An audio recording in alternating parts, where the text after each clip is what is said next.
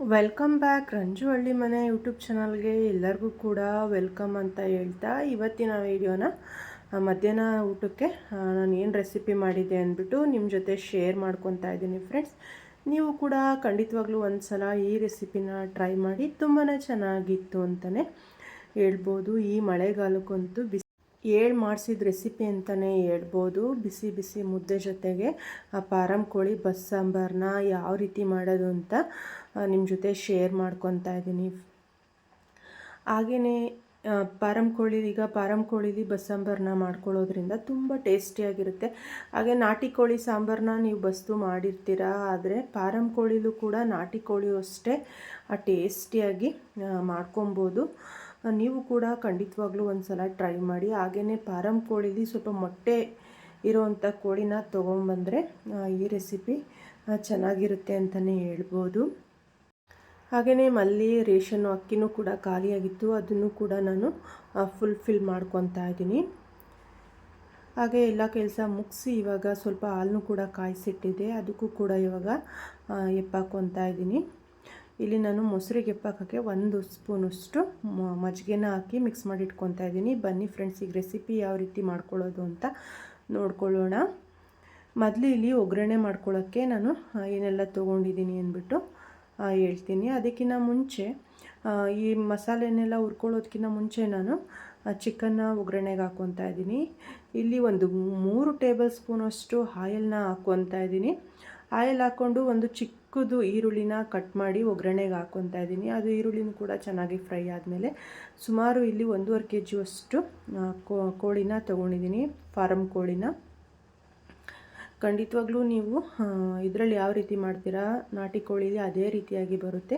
ಚಿಕನ್ನೆಲ್ಲ ಹಾಕ್ಕೊಂಡಾದಮೇಲೆ ಸ್ವಲ್ಪ ಅರಿಶಿನ ಹಾಗೆ ರುಚಿಗೆ ತಕ್ಕಷ್ಟು ಉಪ್ಪನ್ನ ಹಾಕಿ ನಾನು ಇದನ್ನು ಒಂದು 15 ನಿಮಿಷ ಬೇಯಿಸ್ಕೊತೀನಿ. ಅದು ಚೆನ್ನಾಗಿ ನೀರಿನ ಅಂಶ ಎಲ್ಲ ಹೋಗೋ ತನಕ. ಅಷ್ಟರೊಳಗಡೆ ಮಸಾಲೆನ ಹುರ್ಕೊಳ್ಳೋಕ್ಕೆ ಒಂದು ಪಾತ್ರೆ ಇಟ್ಕೊಂಡು ಪಾತ್ರೆಗೆ 1 ಸ್ಪೂನಷ್ಟು ಆಯಿಲು, ಈರುಳ್ಳಿ ಒಂದು ಸುಮಾರು ಇಲ್ಲಿ ಮೀಡಿಯಮ್ ಸೈಜು 3 ಈರುಳ್ಳಿನ ತೊಗೊಂಡಿದ್ದೀನಿ. ಹಾಗೆ ಒಂದು 3 ಗೆಡ್ಡೆಯಷ್ಟು ನಾಟಿ ಬೆಳ್ಳುಳ್ಳಿ ತೊಗೊಂಡಿದ್ದೀನಿ, 1 ಇಂಚಷ್ಟು ಶುಂಠಿ, ಹಾಗೆಯೇ 1.5 ಟೊಮೊಟೊ, ಹಾಗೆಯೇ ಒಂದು 4 ಕಾಳು ಮೆಣಸು, ಹಾಗೆಯೇ 1 ಪೀಸು ಚಕ್ಕೆ, ಒಂದು 3 ಪೀಸಷ್ಟು ಲವಂಗನ ಕೂಡ ತಗೊಂಡಿದ್ದೀನಿ. ಹಾಗೆ ಸಾಂಬಾರು ಸೊಪ್ಪು, ಪುದೀನ ಅಷ್ಟನ್ನು ಕೂಡ ಹಾಕ್ಕೊಂಡು ಚೆನ್ನಾಗಿ ಮಸಾಲೆನ ಹುರ್ಕೊತೀನಿ. ಈ ರೀತಿ ಮಸಾಲೆನ ಹುರಿದು ಮಾಡೋದ್ರಿಂದ ಸಾಂಬಾರು ತುಂಬಾ ಟೇಸ್ಟಿಯಾಗಿರುತ್ತೆ ಅಂತಲೇ ಹೇಳ್ಬೋದು. ಮಸಾಲೆನ ಎಣ್ಣೆಯಲ್ಲಿ ಚೆನ್ನಾಗಿ ಫ್ರೈ ಮಾಡ್ಕೊಂಡು ಆದಮೇಲೆ ಅದಕ್ಕೆ ಒಂದು ಅರ್ಧ ಸ್ಪೂನಷ್ಟು ಗಸಗಸೆನ ಆ್ಯಡ್ ಮಾಡ್ಕೊತಾ ಇದ್ದೀನಿ. ಹಾಗೆ ಒಂದು 4 ಟೇಬಲ್ ಸ್ಪೂನಷ್ಟು ಹಸಿ ತೆಂಗಿನಕಾಯಿ ತುರಿನೂ ಕೂಡ ಹಾಕ್ಕೊಂಡಿದ್ದೀನಿ. ಹಾಗೆ ಮಸಾಲೆ ಎಲ್ಲ ತಣ್ಣಗಾದ್ಮೇಲೆ ಮಿಕ್ಸಿ ಜಾರ್ಗೆ ಹಾಕ್ಕೊತಾ ಇದ್ದೀನಿ. ಇವಾಗ ಅದಕ್ಕೆ ಒಂದು 2 ಟೇಬಲ್ ಸ್ಪೂನಷ್ಟು ಉರಿಗಡಲೆ ಹಾಗೆಯೇ ಸಾಂಬಾರು ಪೌಡ್ರನ್ನೂ ಕೂಡ ಹಾಕ್ಕೊತಾ ಇದ್ದೀನಿ. ಸುಮಾರು ಇಲ್ಲಿ ನಾನು 4 ಸ್ಪೂನಷ್ಟು ಸಾಂಬಾರು ಪೌಡ್ರನ್ನ ಹಾಕ್ಕೊತಾ ಇದ್ದೀನಿ. ನೀವು ನಿಮ್ಮ ಖಾರಕ್ಕೆ ತಕ್ಕನಾಗಿ ನೋಡಿ ಮಸಾಲೆ ಪೌಡ್ರನ್ನ ಆ್ಯಡ್ ಮಾಡ್ಕೊಬೋದು. ಅಷ್ಟರೊಳಗಡೆ ಚಿಕನು ಕೂಡ ಚೆನ್ನಾಗಿ ಬೆಂದಿತ್ತು. ಹಾಗೆಯೇ ನಾನು ಇಲ್ಲಿ ಒಂದು 4 ಟೇಬಲ್ ಸ್ಪೂನಷ್ಟು ಮಸಾಲೆನ ಎತ್ತಿಟ್ಕೊಂಡು ಇನ್ನು ಉಳಿದಂಥ ಮಸಾಲೆ ಎಲ್ಲ ಚಿಕನ್ಗೆ ಹಾಕ್ಕೊಂಡು ಅದಕ್ಕೆ ಎಷ್ಟು ನೀರು ಬೇಕು ಅಷ್ಟನ್ನ ಸೇರಿಸ್ಕೊತಾ ಇದ್ದೀನಿ. ಇವಾಗ ರುಚಿಗೆ ಏನಾದರೂ ಉಪ್ಪು ಬೇಕು ಅನಿಸಿದರೆ ನೋಡಿಕೊಂಡು ಉಪ್ಪನ್ನ ಹಾಕ್ಕೊಂಡು ಕುಕ್ಕರ್ ಕ್ಯಾಪ್ನ ಹಾಕಿ 4 ವಿಷಲ್ನ ತೊಗೊತಾ ಇದ್ದೀನಿ. ಇದು ಪಾರಂ ಕೋಳಿ ಆಗಿರೋದ್ರಿಂದ ಒಂದು 4 ವಿಷಲ್ ಬೇಕು. ಹಾಗೆಯೇ ವಿಷಲು ಕೂಡ ತಣ್ಣಗಾಗಿ ಸಾಂಬಾರು ಕೂಡ ನೋಡ್ತಾ ಇರ್ಬೋದು ಯಾವ ರೀತಿ ಆಗಿದೆ ಅಂದ್ಬಿಟ್ಟು. ಆ ಚಿಕನ್ನು ಕೂಡ ಪರ್ಫೆಕ್ಟಾಗಿ ಬೆಂದಿತ್ತು. ಇವಾಗ ಅದನ್ನು ಒಂದು ಸಲ ಮಿಕ್ಸ್ ಮಾಡಿ ಇವಾಗ ನಾನು ಪೀಸಸ್ ಮಾತ್ರ ಎತ್ಕೊತಾ ಇದ್ದೀನಿ. ಸಾಂಬಾರನ್ನ ಅಲ್ಲೇ ಬಿಟ್ಟು ಬರೀ ಪೀಸಸ್ ಮಾತ್ರ ಎಲ್ಲನೂ ಕೂಡ ಎತ್ಕೊತಾ ಇದ್ದೀನಿ.